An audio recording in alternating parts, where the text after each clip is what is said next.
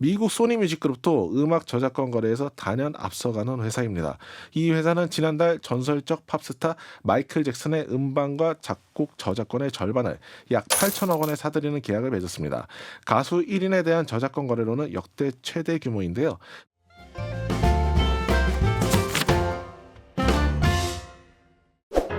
목돈연구소에만 있는 주말의 극장, 경제의 눈으로 다시 보는 영화연구소, 매일경제 박창영 기자 오셨습니다. 안녕하세요. 안녕하세요. 오늘은 어떤 영화를 같이 볼까요? 예, 영국 영화 어바웃 더 보이입니다. 3월의 시작에 보기 딱 좋은 영화네요. 네, 아주. 2002년 제작된 어바웃 더 보이는 네. 38살이 되도록 한 번도 취업해본 적 없는 남자의 이야기를 담았는데요. 이 남자는 누구에게도 책임감을 느끼지 않아도 되는 자기 인생의 만족감을 느끼지만 어느 날 한 외톨이 소년이 자기 삶에 끼어들면서 인간관계의 의미를 다시 생각해보게 됩니다. 백수 남성 윌 프리먼을 휴 그랜트가, 소년을 니콜라스 홀트가 연기했습니다. 니콜라스 홀트 좋아요.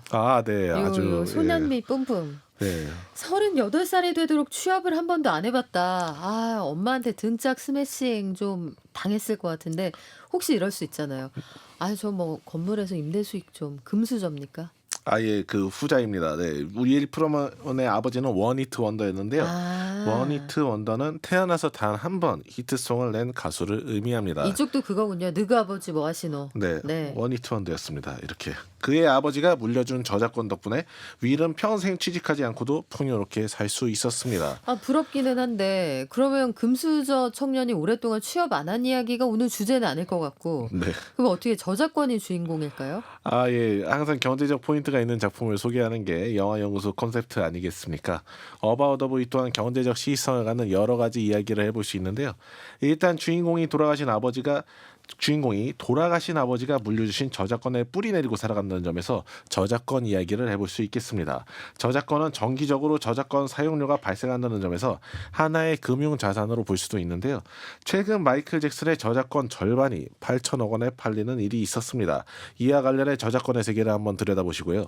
또 주인공 윌이 스스로의 경제력이 아닌 아버지가 남긴 저작권으로 살아간다는 점에서 캥거루족에 대한 이야기를 해볼 수도 있을 것 같습니다.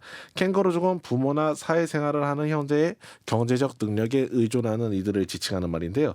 최근 집값 상승과 물가 급등, 일자리 감소 등의 원인으로 인해 전 세계적으로 캥거루족이 이슈되는 모양새입니다. 국내외에서 캥거루족이 만들고 있는 경제적 변화를 살펴보겠습니다. 영화를 먼저 한번 볼까요? 네, 영화는 흥미로운 에피소드로 출발합니다. 앞서 말씀드렸다시피 주인공 윌은 아버지 저작권 수입으로 별 걱정 없이 살며 하루의 스케줄을 TV 시청, 헤어숍 방문, 당구 등으로 채우는데요. 야, 중세 귀족의 삶 아닙니까? 네, 이런 것들을 막 그 스케줄로 만들어 가지고 채우는 장면들이 굉장히 재밌습니다. 근데 얼마 전 딸을 출산한 부부가 윌에게 딸의 대부가 돼줄 것을 부탁합니다. 서양에서 대부는 세례식에서 후견인으로 내세우는 남자인데요. 나중에 아버지에게 무슨 일이 생기면 그 역할을 대신해 줄 수 있을 만큼 신뢰가 두터운 사람에게 맡깁니다. 여기서 윌은 확고한 거절 의사를 밝히는데요. 그의 거절 사유를 요약하면 친구 딸이 성인이 되는 날 자기가 데이트 신청을 하게 된다든지 대부로선 굉장히 부적절한 행위를 할 것 같다는 것이죠. 거절하는 멘트 자체가 굉장히 부적절해요. 그렇죠.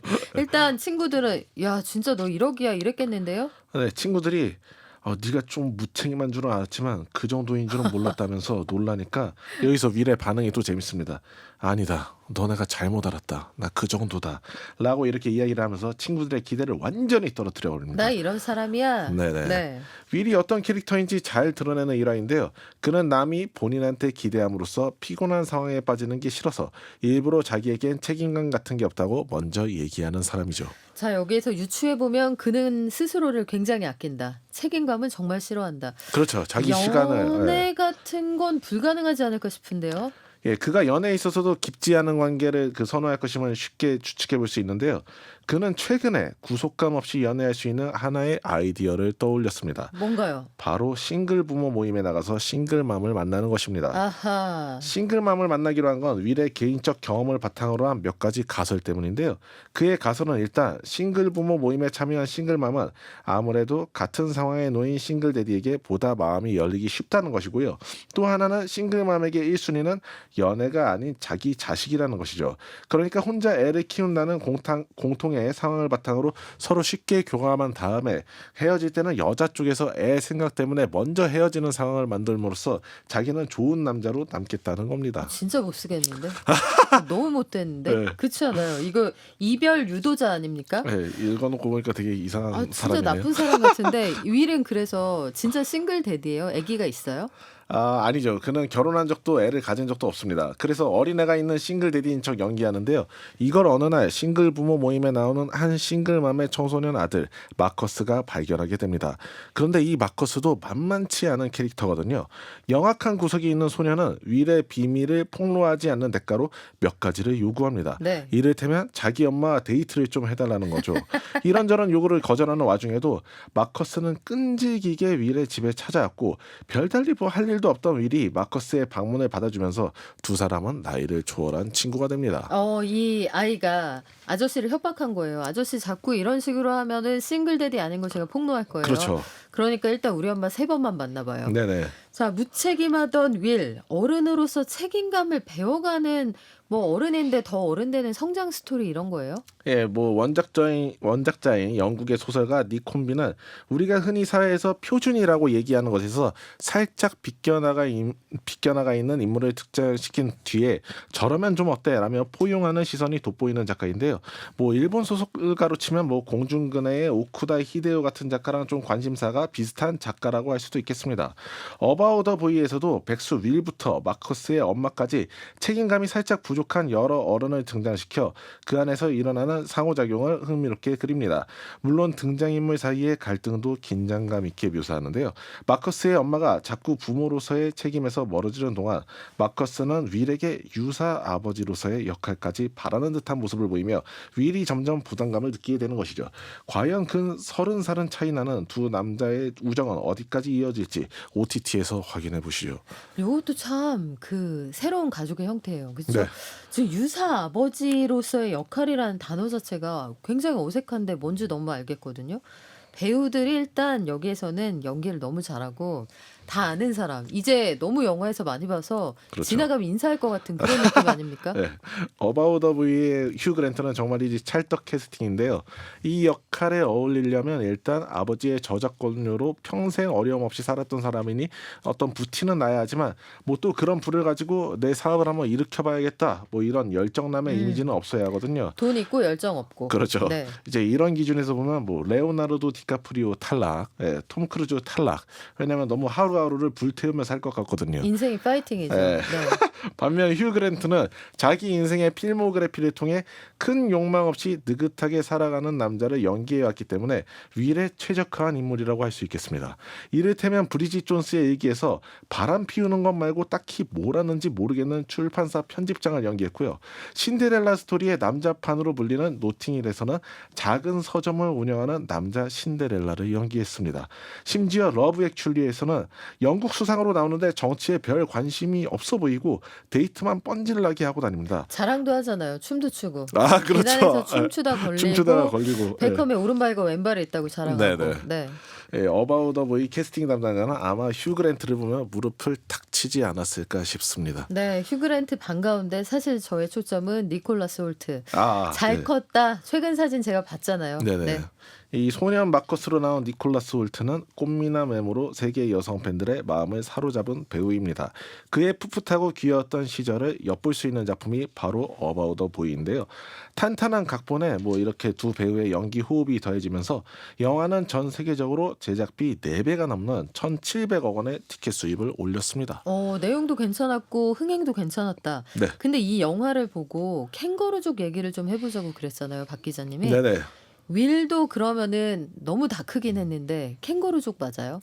예, 위를 조금 그냥 폭넓게 봐서 어떤 그 캥거루족으로 한번 그 간주하고 이야기를 한번 해보시죠.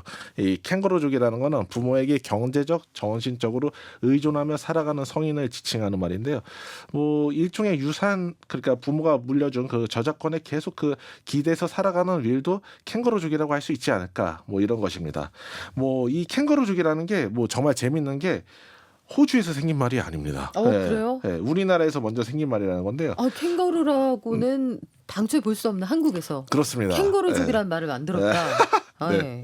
그 세계적으로 뭐 비슷한 말들은 좀 있습니다. 뭐 캐나다의 부메랑 키즈, 영국의 키퍼스 등이 있는데요. 뭐 우리나라에서는 뭐 특히 중년 캥거루족이 늘어나고 있는 모양새입니다. 통계청에 따르면 지난해 9월 기준 30에서 50대 중 일할 능력이 있으면서도 구직 활동을 하지 않아 쉬었음으로 분류된 인구 중에서 부모 집에 같이 산 사람이 26만 명에 달합니다. 이는 5년 전에 비해 50% 이상 증가한 수치죠. 근데 일할 능력이 있는데 일하지 않는다. 네네. 통상적으로 3, 4, 50대는 사회의 중추잖아요. 그렇죠. 허리. 근데 중년에 캥거루족이 늘어난다. 이건 왜 그렇습니까? 예, 원하는 일자리와 실제 본인이 선택할 수 있는 일자리 사이 간극이 커진다는 점이 주요 원인으로 꼽힙니다. 이를 잘 보여주는 게 통계청이 발표한 지난 1월 고용 동향인데요. 취업자 수가 전년 동기 대비 38만 명 늘어나는 호조를 보였음에도 같은 기간 핵심 노동층인 30대의 쉬었음 인구가 7% 증가했습니다. 정부에서는 현재 이 원인을 뚜렷하게 파악하지 못하겠다는 입장인데요. 전문가들은 아무래도 노동시장 양극화 현상과 노동에 대한 인식이 바뀌어가는 것이 쉬었음 인구의 증가로 나타나는 게 아니냐는 분석을 내놓고 있습니다. 뭐 그런데 이처럼 캥거루족이 증가한다는 말이 성립하려면 아기 주머니 안에 들어가는 캥거루가 늘어나는 만큼 아기를 자기 품에 품을 부모 캥거루도 많아져야 되겠죠. 실제 과거보다 현재의 부모 세대가 경제력이 더 있기 때문에 캥거루족이 증가한다는 이야기가 나오네요. 산업화 시대를 거치며 자산을 많이 축적한 70에서 80대의 연금 소득에 자녀 세대가 의지하는 건데요. 뭐 누울 자리가 있으니까 발도 뻗는다는 겁니다. 다만 부모가 언제까지 자녀와 동행할 수 없다는 점을 고려하면 캥거루족 문제를 개인과 사회가 함께 심각한 문제로 고민해야 한다는 목소리가 나옵니다.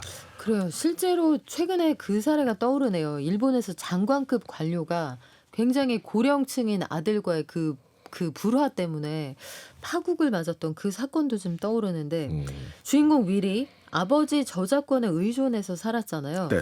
근데 실제로 우리 아빠가 마이클 잭슨 이러면은 뭐 대대손손 가능합니까? 네, 윌의 아버지는 원히트 원더이지만 그 노래가 크리스마스 캐롤이었거든요.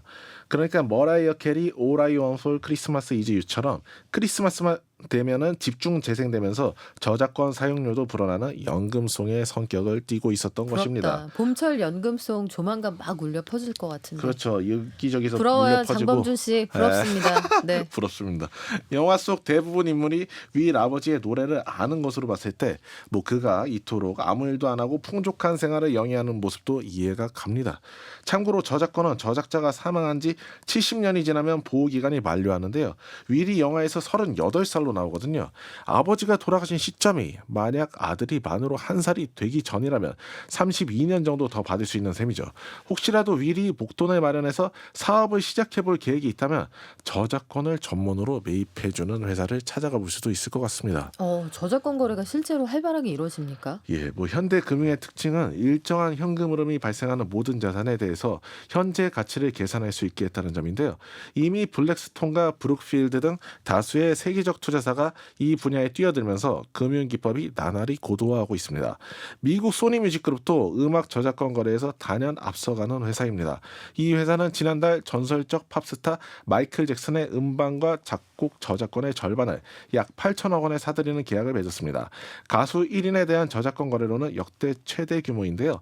빌보드가 추정하는 바에 따르면 잭슨 재단은 매 1,000억 원 정도의 저작권 수익을 얻고 있으며 이 중 잭슨의 음악과 출판물 관련 직접 수익만 600억 원을 넘습니다. 와. 소니는 향후 음악 스트리밍 시장이 성장하면 마이클 잭슨의 노래가 더 많이 재생될 것으로 예상해서 이와 같은 거래에 임한 것으로 풀이됩니다. 미국은 오랫동안 IP 관련해서 산업이 발달했다는 거 알겠는데 우리도 그래요? 네, 물론입니다. 코로나19가 발발한 2020년 이후 시장 경쟁이 치열해진 양상인데요. 그 무렵 K-팝을 향한 세계적 열풍이 불면서 기업들도 우리나라 음악의 가치가 국내에서 더 커질 것으로 본 것입니다.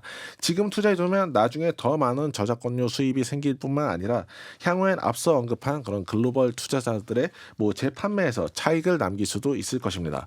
작곡가와 작사가들도 자기 저작권을 대상으로 한 거래에 많이 응했는데요. 왜냐하면 유명 아티스트들은 모두가 선망하는 대상이지만 생각보다 이제 금융권에서 대출 같은 게 많이 나오지 않거든요. 굉장한 유명인이고 돈 많이 버는 거 알겠는데 네네. 저 월급 따박따박 들어온 명세서 주시고요. 이러는군요. 그런 느낌입니다. 말씀입니다. 여전히 전통 은행권에선 예능인의 현금 흐름이 그렇게 일정하게 유지되지 않을 것이라 보는 경향이 있습니다. 이런 이유로 사업 확장 등의 동기가 있는 유명 아티스트들이 저작권의 일부분 또는 전부를 넘기며 본인은 목돈을 받는 거래에 응한 것입니다. 다만 이 시장 또한 금리 인상에 따라 예전만큼 거래가 활발하지는 않는 분위기인데요. 금리가 올라가면 저작권에 적용하는 할인율도 함께 올라가서 아무래도 저금리 시대보다 더 낮은 현재 가치를 인정해 줄 수밖에 없기 때문입니다.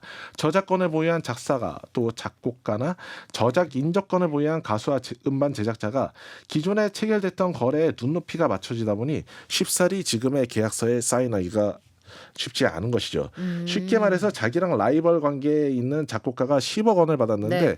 본인한테는 비슷한 인기를 끈 곡에 8억 원을 준다는 말에 자존심이 먼저 상해버리는 겁니다. 과연 이 모든 난관을 뚫고 우리나라 저작권 거래 시장도 미국처럼 커져서 향후엔 8천억 원대 거래도 나올 수 있을지 주목됩니다. 저는 나올 것 같아요. 우리에게 이제 BTS가 있다. 아, BTS 있죠. BTS 있고 스트레이키즈 있고 투바투도 있고 아이유도 있습니다. 투어스도 있고 아 네. 누가 계시다고요? 아이유요. 아 그렇죠. 아이유님도 계시죠. 8천억 뭐 이제 가능할 것 같습니다. 네. 근데 제일 중요한 거 길게 돌고 돌아왔는데 영화는 재밌습니까? 예, 아까 이 영화는 사회의 일반적 기준에서 다소 어긋나 있는 인물들을 이제 등장시켜 놓고 뭐 그러면 좀 어때라는 시선으로 감싸는 작품이라고 말씀드렸는데요. 뭐 이럴 때 중요한 건 인물의 결점을 상쇄할 만큼의 매력을 드러내는 부분입니다. 감독은 위를 무척이나 책임감 없는 인물로 그렸지만 그만큼 그를 자기 객관화를 잘하는 인물로 그려내거든요. 괜찮은 어른처럼 보이려고 자기가 못하는 걸 하겠다고 나서는 일이 없습니다. 그래서 저는 어바웃 더 보이가 관객에게 감동을 주는 부분이 윌의 성장 스토리에도 있지만 애초 자기 한계를 잘 인정하는 사람이라는 데에도 존재한다고 보거든요. 우리가 좋은 사람처럼 보이려고 어떨 땐 자기가 못하는 일을 할 수 있다고 덜컥 맡았다가 타인에게 큰 실망을 안기기도 하는데요. 윌의 자세를 좀 벤치마킹해서 뭐 못하는 건 못한다고 얘기하는 용기를 가질 필요도 있지 않나 라는 생각을 하게 만드는 작품입니다. 무엇보다도 두 남자의 나이를 초월해서 그 서로 의지할 수 있는 친구가 되는 동화 같은 이야기니까요. 뭐 훈훈한 온기를 느끼실 수 있을 겁니다. 그래요. 박창현 기자가 맨 마지막에 주는 그 교훈 있잖아요. 해석하는 그 방식이 참 다르다는 것에도 저도 늘 교훈을 얻어요. 여기서 이제 메타인지가 좋은 어른이구나 윌이 요걸 깨달으셨다. 아 알겠습니다. 지금까지 경제의 눈으로 영화를 다시 보는 시간 영화연구소 매일경제 박창현 기자와 함께했습니다. 고맙습니다. 감사합니다.